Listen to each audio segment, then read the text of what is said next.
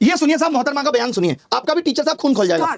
Star teacher, YouTube वाले star teacher, YouTube वाले star teacher, जानना ना कौड़ी, कभी ब्लैक बोर्ड लेकर कुछ एक्सप्लेनर बनाते हैं, खाली व्यूज बटोरते हैं, उटपटांग ग्रैब्स लिखते हैं और उसके बाद से अपने आप को इतना महारथी समझने लगते हैं कि कुछ लोग उनको फॉलो करने लगते हैं उनके तमाशे की वजह से, और फिर वो जाकर जहां पर जो आता है वो बोलते हैं और उसके दम पर फिर वो पैसे वसूलते हैं, से वसूलते हैं। बिल्कुल तुम्हारी तरह एकदम बात है। ये जो एक्सप्लेनर बनाने वाले यूट्यूबर्स हैं और जो शिक्षक हैं उनमें फर्क है, वो फर्क सबको समझना पड़ेगा। ये जो आकर पैसों के लिए अपना धंधा बना रहे हैं एजुकेशन को, वो एक तरफ है, और इसी वजह से स्कूल्स, कॉलेजेस, यूनिवर्सिटीज में पढ़ाई नहीं होती है। बच्चों से कह दिया जाता है कि भैया तुम कोचिंग सेंटर को ज्वाइन कर लो तभी तुम क्रैक कर पाओगे। ये कैसी व्यवस्था में हम जी रहे हैं? ये बहुत बड़ा सवाल है। आज बहुत बड़ा सवाल किया है मैडम ने कि जो YouTube पे पढ़ा रहे हैं और जो शिक्षक हैं उनमें फर्क है। वही शिक्षक जिन्होंने OSM में कितनी गड़बड़ियां की हैं, उन्हीं शिक्षक की बात हो रही है। YouTube का टीचर हम जैसे तमाम लोग जिन्होंने लोगों को पढ़ा करके सरकार के अंदर भेजा। सोचिए, वो मैडम कह रही है कि फर्क होता है। फर्क मैडम रियल मीडिया और आपके जैसी चाटुकारी मीडिया में भी होता है। पता है आपको, यह समझना पड़ेगा। जिस तरीके से आप कह रही ना व्यूज के लिए, आप टीआरपी के लिए किस तरीके से स्टूडियो के अंदर घमासान कराती हैं वो दुनिया ने देखा है कि कोई लॉजिक नहीं, सिर्फ उलूल जुलूल बातें। ये पत्रकारिता है तुम्हारी, इसको नंबर मिलने चाहिए। ये पत्रकारिता है। ये देखिए, झालमुड़ी सिर्फ एक स्ट्रीट फूड नहीं है, ये इमोशन है। ये इमोशन है झालमुड़ी, ओए होए, एक जज्बात है। गजब पत्रकारिता करती हैं। गलियों की हम आवाज जैसों को है, नालायक बोलने के बाद गंगा किनारे के साथ घुला हुआ कितनी स्वाद गजब है, जिसमें सरसों के तेल की तीखी खुशबू, हाय हाय, सरसों की तेल की तीखी खुशबू, चटपटाहट, उसी की सुंदरता है साहब। एक ऐसी कहानी बनाते हैं जो हर बंगाली के दिल में बस जाती है। जो आपने पोएट्री चिपकाई है ना, कसम से मजा आ गया। सोचिए कैसे कैसे मीम बन रहे हैं तुम लोगों पे। जहां जाते हो वहां लोग मोदी मीडिया, गोदी मीडिया चिल्ला के संबोधित करते हैं। सड़क पे निकलने की औकात नहीं बची है। मालूम है, इस देश के एंकर्स की सड़क पे उतरने की औकात नहीं बची है। अब इनका जीवन स्टूडियो तक सीमित है। लोग गिरेबान पकड़ के पूछ लेंगे कि क्या कर रहे हो। आपको तो चौथा स्तंभ कहा जाता था। पिछले साल रैंकिंग 153 थी, इस साल 157 है, और वो यूट्यूब के एजुकेटर्स पे सवाल उठा रहे हैं। तुमने क्या किया भाई? कभी प्रधानमंत्री से तुम सवाल पूछ पाए? 56 इंच सीने के सामने तुम्हारा सीना तो आधा इंच का भी नहीं रहा कि पूछ पाओ देश की क्या हालत है, महंगाई पे सवाल कर पाओ। बल्कि तुम्हारी एंकर्स तो क्या कर रही हैं, ये देखिए साहब, ये है इनकी एंकर्स, और ये हमारे बारे में कमेंट करेंगे। ये देखिए, ये देखिए, ऊपर से देखा जाए तो हमने ऊपर के बजाय नीचे देखा तो नीचे इनके कमेंट पे सिर्फ गालियां थी। 1 मिलियन के करीब फॉलोअर्स हैं, पोस्ट पे 1000 लाइक नहीं है, और नीचे देखा हमने तो सिर्फ गालियां थी। क्या वफादारी की है तुमने देश के साथ? नहीं। कितने पेपर पिछले 7 साल में लीक हुए, 80 से भी ज्यादा पेपर, और कितने तुमने अपने स्टूडियो में लोगों को बुलाकर सवाल पूछे। तुम्हें सिर्फ टीआरपी चाहिए, इसीलिए 4 प्रवक्ता बिठा लिए। आज क्या हो रहा है?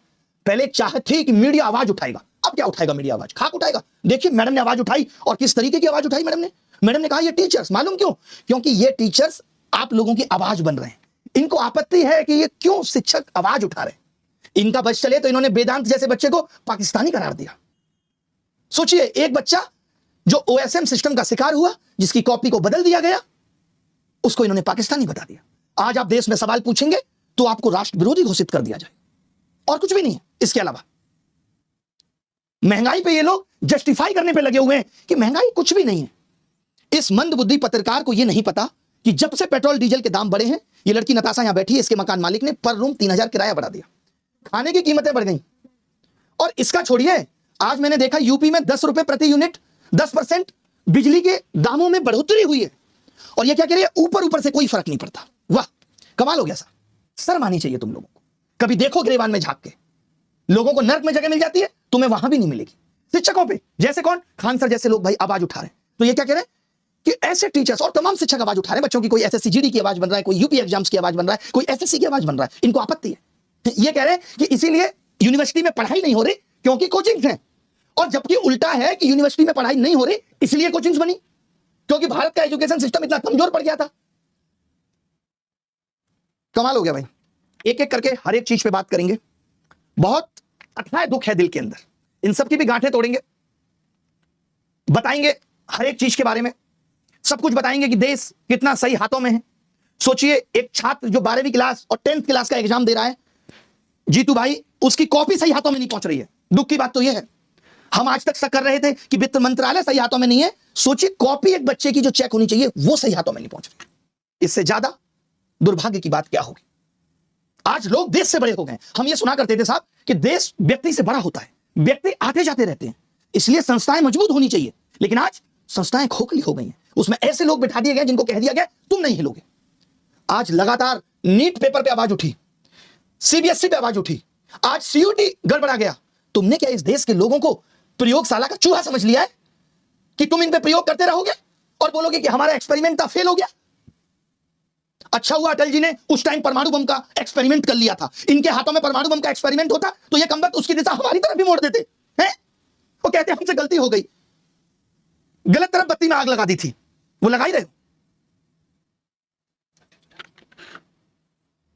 मैं ये मानता हूं कि 2014 से पहले अटल जी की सरकार हो, कांग्रेस की सरकार हो, पेपर लीक हुए हैं, ऐसा बिल्कुल नहीं है कि नहीं हुए।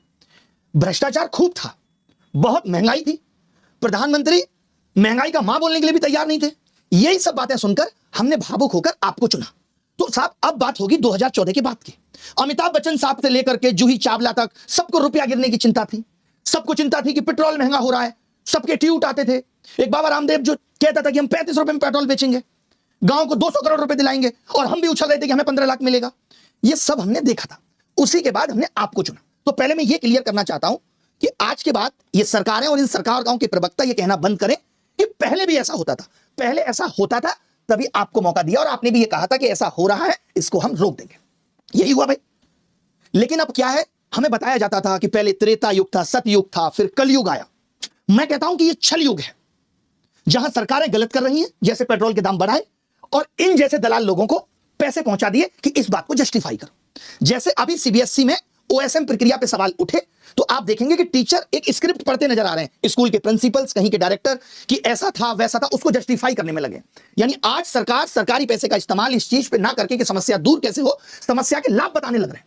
ये बताएगी कि भाई पेट्रोल डीजल का फायदा क्या है। एक और कौन था, जैसे एक वो है सुशांत सिन्हा, वो जब अमेरिका ने टैरिफ लगाया तो वो ये बताने लगा कि टैरिफ के फायदे हैं, अमेरिका में चीजें महंगी हो जाएंगी। सुनाऊंगा इनके बयान, ठीक है। फिर अभी आपने देखा कि डॉलर गिर रहा था तो वित्त मंत्री ने कहा कि रुपया ठीक जा रहा है। फिर इन लोगों ने कहा कि अब हमें बाहर से चीजें सस्ती मिलेंगी, ऐसा ही कुछ कहा। मतलब कहने का मतलब यह है, मैं आपको बता दूं, ये दुर्गा साहब बैठे हैं, ये गरीब हो गए और मेरी वजह से हुए। अब मैं इन भाई साहब को, सिन्हा साहब को, इस लड़की नताशा को और इनको वीडियो बनाने पे लगता हूं कि दुर्गा साहब देखिए गरीबी के फायदे। आपके पास इनकम टैक्स कभी नहीं आ सकता, आपके पास जीएसटी कभी नहीं आ सकता, आपको तो पकड़ा नहीं जा सकता। अब आप गरीब हैं, आप कुछ नहीं कर सकते।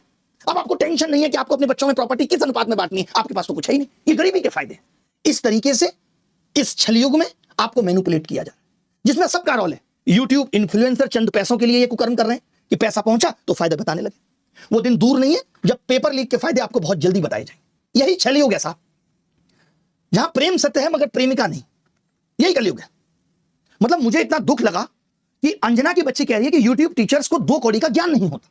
मैं अपनी बात करूं तो 5 बार सरकारी नौकरी निकाल के यूट्यूब पे फ्री पढ़ाने निकले थे, और आज भी अभिनव ऐप खोल के देख लीजिएगा, किसी कोर्स का कोई प्राइस नहीं है, देख लीजिएगा खोल के। हमने शिक्षा को फ्री बनाया और तमाम ऐसे शिक्षक थे जिन्होंने शिक्षा को अफोर्डेबल बनाया। कोचिंग किस दौर में नहीं थी, किस दौर में कोचिंग नहीं थी, बताओ मुझे। मैं एक सवाल तुमसे पूछना चाहता हूं अंजना, आप कहने लायक आप हो नहीं कि अगर यूट्यूब टीचर्स को कुछ नहीं आता तो जो लाखों बच्चे JEE NEET, SSC, bank, railway, UPSC, JEE NEET और अन्य परीक्षाएं निकाल रहे हैं, उन्हें पढ़ा कौन रहा है? चाचा तुम्हारे हैं? हम ही लोग ना उनको दिशा दे रहे हैं। हम जैसे लोग जहां एक हफ्ते में 5 से 10 लाख लोगों के सवालों के जवाब देते हैं, तुमने हमें 2 कौड़ी का बता दिया। और जो वर्षों से तुम प्राइम टाइम के नाम पे देश की समस्याओं पे बहस करके नफरत फैला रही हो, उसका क्या? कभी पूछा तुमने बेरोजगारी पे सवाल? कभी उठाई तुमने 2020 में आयु शिक्षक नीति अब तक क्यों अप्लाई नहीं हुई? पूछा जाके शिक्षा मंत्री से? हुई तुम्हारी हिम्मत? प्रधानमंत्री के इंटरव्यू में तुम लोग पूछते हो बटुआ रखते हो कि नहीं, आम कैसे खाया? आप तो फकीर वाली जिंदगी जीते हो, जबकि तुम्हें दिख रहा होता है कि 10 लाख का सूट पहना बाबूजी ने। पेपर लीक पे इतनी बहस हो गई, पिछले 1 महीने में जमीन पे क्या बदला? किया तुमने इसका एनालिसिस? लेकिन तुमको समस्या किससे है? ब्लैक बोर्ड पे पढ़ा रहा टीचर से है। और मैं कहूं जो तुम लोग ये टेलीप्रॉम्प्टर देख के स्क्रिप्टें पढ़ रहे हो, हमको भी इससे समस्या है कि लिख कोई और रहा है और तुम सिर्फ पढ़ के ही नाम कमा रही हो। अगर स्कूल, कॉलेज, यूनिवर्सिटी इतने शानदार चल रहे हैं तो क्यों आ रहा है बच्चा यूट्यूब पे पढ़ने, और क्यों कोचिंग की तरफ आ रहा है? शौक से कोचिंग ज्वाइन कर रहा है बच्चा, उसे पता है कि ये व्यवस्था उसे मजबूर कर रही है। स्कूलों में नहीं पढ़ाया जा रहा, स्कूल बंद हो रहे हैं, स्कूलों में एक शिक्षक है, महिलाओं के लिए टॉयलेट नहीं है स्कूलों में, क्योंकि हमारे देश के नेता प्राइवेट स्कूलों का उद्घाटन करने में बिजी हैं। वो प्राइवेट एजुकेशन को प्रमोट कर रहे हैं क्योंकि वहां से पार्टी को चंदा मिलेगा। उठाए तुमने इन सब पे सवाल? तुमने तो सबको कह दिया, नाम लेके कुछ एक को कह देती जो लोग सच में धंधा कर रहे हैं। तुमने तो सब मेहनती शिक्षा, करोड़ों छात्र, सबका अपमान कर दिया। कोरोना में स्कूल बंद थे, किसने संभाली शिक्षा व्यवस्था? तमाम टीचर आए उस टाइम यूट्यूब पे, जिन्होंने लोगों की जिंदगी बदल के रख दी। तब करोड़ों बच्चों को शिक्षा तुम पहुंचा रही थी। कुछ भी आके बोल देना है, मजाक चल रहा है, माफी मांग लेना। नहीं तो जिस दिन हम इन बच्चों को बोलेंगे ना यूट्यूब का टीचर आके कि इनकी ट्विटर फीड और इंस्टाग्राम फीड में समय राणा का कंटेंट भर दो, तो भागती भागती फिरेंगे, रात भर नींद नहीं आती है जब पढ़े की 5-6 गालियां मिल रही होती हैं तब। बहुत आसान है स्टूडियो में बैठ के टीचर का मजाक उड़ाना। हमें पता है कि हम जैसे लोग हैं जो बच्चे की फीस की चिंता कर रहे हैं, उसकी बेरोजगारी देख रहे हैं, भले ही 2 कौड़ी का ज्ञान हो हमारे पास, आवाज उठा रहे पेपर लीक पे। आपने कितनी उठा ली आवाज? तुम तो उस वक्त 2000 के नोट में तुम्हारी इस सहायिका चिप बता रही थी, झालमुड़ी पे तुम ज्ञान दे रही थी। मेलोडी क्यों मेलोडी होती है, इस पे देश का समय बर्बाद कर रही थी। बच्ची हो अभी, जिस दिन बैठ जाएंगे ना कुर्सी पे, बहस भूल जाओगी क्या होती है। 2 कौड़ी का ज्ञान है, 2 कौड़ी। अभी 8-10 शिक्षक समुदाय मिलकर अलग अलग कोर्ट में डिफेमेशन लगा देगा, भागती भागती फिरोगी। हल्के में मत लेना शिक्षकों को, और आज के बाद इस तरीके की बातें मत करना। मैं मानता हूं डायलॉग पीछे से लिख के आया होगा कि तुमको पढ़ना है, पढ़ने से पहले सोच लिया करो किसके लिए पढ़ रही हो।